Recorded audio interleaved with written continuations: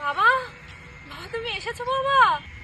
আমি তো ধ্যানে প্রসন্ন হয়েছি মা।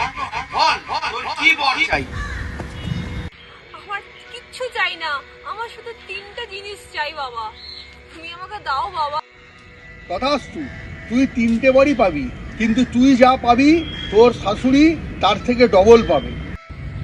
আমার প্রথমত তো ধন সম্পত্তি চাই, আমার বর তো আমাকে কিছু দিতে পারে না বাবা, তাই তোমার কাছ থেকে ধন সম্পত্তি চাই।